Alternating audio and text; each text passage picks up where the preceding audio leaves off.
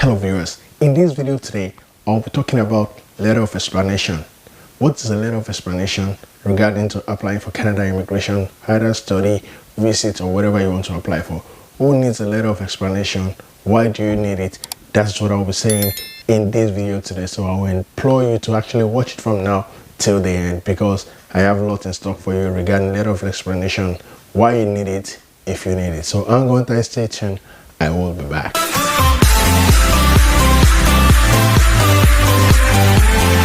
Alright viewers, welcome back to my YouTube channel. I still remain my humble self, MC Benadino. This is Canada Immigration, where I dish out content for those that are in Canada and those that are aspiring to come into Canada. If this is your first time on this YouTube channel, please do me the honor, hit on the subscribe button, turn on the notification bell so that anytime I drop a video, you'll be among the first to get it. And for our returning viewers, thank you very much for believing in us. Don't forget to hit on the likes button, and likewise please share this video with whoever you feel, because you don't know what favor you're doing for someone. So to start with, what is a letter of explanation? So you want to call, some people call it letter of explanation, some call it letter of intent, but in this video I'll just be calling it letter of explanation, LOE. So what is the letter of explanation regarding to applying for Canada immigration, either for study or for visit or whatever application you're applying for? It's just a letter to explain yourself, trying to explain yourself to the immigration officer. You know, in most cases when you're applying for Canada visa, you do not have a personal interview with the immigration officer, so you don't have opportunity to tell the immigration officer some additional information that you want to explain. So that's why you need a letter to buttress the application that you're submitting, just to make some information known to the immigration officer. That's why you need a letter of intent or letter of explanation, as the case is. So let us now talk about who needs a letter of explanation. All right, so talking about who needs a letter of explanation. So take for instance, a letter of explanation, just like I said earlier on, is that you're trying to give additional information to the immigration officer that is actually trading your file. Don't forget, you're not physically there. You probably just sent your document, you uploaded it online or paper application. So you need to explain some certain things. You need to make it known to the immigration officer. And because you are not there to explain yourself, you need a letter of intent or letter of explanation to explain that. So for example, someone that needs it is probably you're missing a document, you could not provide it, and you need to explain that. So take for instance, because of this COVID-19, you could not do your biometric, or you could not get your police clearance certificate because of some certain factors in your country. You might need to put that in a letter of explanation, just to make the immigration officer know why you cannot actually provide that document. Or take for instance, you're seeking for an asylum and you cannot provide your international passport because of one reason or the other. You need to make it known in the letter of explanation. Another person that actually could need a letter of explanation is you need to provide a particular information just to avoid misrepresentation. That simply implies that probably you have a gap in your education or you have a gap in your work experience, and you're trying to fill that gap just because probably you're applying for a study, and you need to make that known to the immigration officer that will be treating your file. So then in that situation, you might need a letter of explanation just to explain that in your application. Another reason why you could probably need a letter of explanation could be that there's an exemption to your application. Take for instance, you are in Canada, you're applying under Canadian Experience class, and take for instance, for those that are in Canada that is applying for Canadian Experience class for express entry, you do not need to show proof of fund. In that situation, normally a normal application in most cases requires proof of fund, but because you're applying under CEC, you do not need proof of fund. So you need to include that in the letter of explanation so that you make it known to the immigration officer that is treating your file that you're applying under CEC. That is why you're not showing your bank statement to show proof of fund. So I'm just trying to give you an instance of why you might need a letter of explanation to buttress your application. Another very salient reason why you probably need a letter of intent or letter of explanation, as you might want to call it, is that probably in your application, either you're applying for study, visit, express entry, provincial nominee, anything you're applying for. Another reason you could actually need it is probably if yourself, when you're done with your application and you're about to submit, you're ready through, and you felt that there's a gap, there's something that is not straightforward, that you personally feel that if me that I'm submitting this application, I don't understand this, I don't expect the third party, which could be the immigration officer looking at the file, to understand it. So in that situation, you need to make that part straight by trying to explain that. So visibly, you can see that this seems crooked, it's not straightforward. The other party might not be able to understand it. So another reason why you could actually buttress that by including a letter of explanation could be because of that. Just because you are trying to clear that part, make it straightforward, so that if the immigration officer treating the file finds out that he or she doesn't understand that particular information, he or she can easily make reference to your letter of explanation to actually fill in that gap and to better understand your application. All right, so now let us now metamorphose and talk about how do you write a letter of explanation. So how do you write it? Because I've seen so many people send their letter of explanation to me telling me, okay, MC, can you actually help me proofread it? Can you actually go through this for me? What should I put there? What should I include? What should I take out? Please go through and review it for me. So now let's talk about what are the composition of a letter of explanation.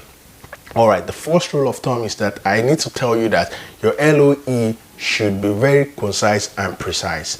That means that you need to be straight to the point, and you need to avoid using grammar. You don't need grammar, you don't need syntax. Just go straight to the point. You're not writing an academic thesis, you're not writing a research paper, you are just trying to explain yourself. So try as much as possible to use normal, simple words. You don't have to build your vocabulary because you are not trying to impress anybody. So try as much as possible to be concise, precise, clear information, straightforward, so that the immigration officer that is actually going to read it, he or she is going to find the information he's looking for without having to open the thesaurus or the dictionary. Another very important information that I would like to share with you regarding your LOE is that you need to keep it short. Last time, some few days ago, someone sent me a LOE for me to proofread for her, and when I opened the file, it was 4 going to 5 pages, and immediately I had to just revert back to her and tell her that no, keep it short. Keep it short, because don't forget that the immigration officer that is actually treating your file, they have backlog of application to actually go through. So it's not just your application, and that is why the timeline for application, for study, for whatever you're applying for, is actually presently now exceeding the normal time. So they have limited time to go through your application. So the least thing you want to do is to bug them by giving them 5 pages to read just because you're trying to explain yourself. So what I'm trying to say in essence is that try as much as possible to keep it short. 1 page, maximum 2 pages, it's okay to express whatever you want to write. Don't forget that you're not trying to reiterate everything you have submitted in the document. I already told you what the composition of what you should be, why you need an LOE. Some people submit their application without LOE. So if you know you need an LOE, you are trying to provide an additional information, a deficiency in information, or you're trying to clarify something, that's why you're providing the LOE. So you should just go straight to the point. You don't need to start telling them about your BSc, your MSc. Just go straight to the point, keep it short. Just like I said, 1 to 2 pages, it's okay, because you need to keep it short. Another very important thing that you need to keep in mind while writing your LOE or letter of intent, as you want to call it, is that you have to be very cautious and you have to be very formal. So that simply means that in the process of trying to write your LOE, you have to be very polite. Don't forget you're talking to you're more like you're speaking in front of an immigration officer. So your intonation should be very polite and respectful. So you have to be very careful and selective of the kind of words you use. And don't forget that this is a formal letter, so you have to be careful the way you write it. It's not an informal letter that you're trying to write to your friend. So you have to keep it cautious, polite, and make sure that it is in a formal way. If you have any question, feel free to drop it in the comment section, and if you enjoy it, please hit on the likes button. So now moving forward to the next salient point that I feel I share with you regarding the composition of your LOE is that try as much as possible to make references to attachments. I mean, when you're writing the letter, take for instance, you're trying to express to the immigration officer that your bank statements so make the immigration officer know that your bank statement, you've attached it to the document that you've uploaded. So let them know that it is attached to the document. If you're trying to tell them, let them know if you're attaching a document, make it known in that LOE that you're trying to write, so that the immigration officer, if he or she is actually looking for that particular information, they can see it from your LOE that the attachment is uploaded in the document you have in the application, and it's probably going to be easy for them to actually go read it and go pick it up from there. Alright viewers, I hope you actually understood my explanation in this video on who needs LOE, what LOE is, and what are the composition of LOE. Please drop in the comment section below. If you're having any challenge with your LOE, let me know in the comment section, or if you have written one in the past, share idea, let us know what you actually wrote in it. Please drop it in the comment section. Don't forget to hit on the likes button. I hope you actually understood the video today. In this video, I've actually made it known that it's not everybody that's applying for Canada immigration that actually needs an LOE.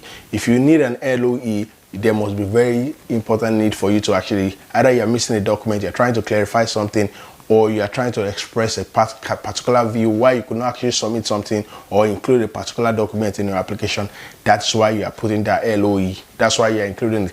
It's not everybody that actually needs it, just like I said. So if you need it, if you're actually including LOE, then that means you actually need it. So try as much as possible not to saddle the immigration officer with more tasks by trying to speak too much grammar, by making it too verbose and probably incomprehensible for the immigration officer. Okay viewers, please do not get me wrong. I have never said you do not need an LOE, letter of explanation, or letter of intent. You actually need it.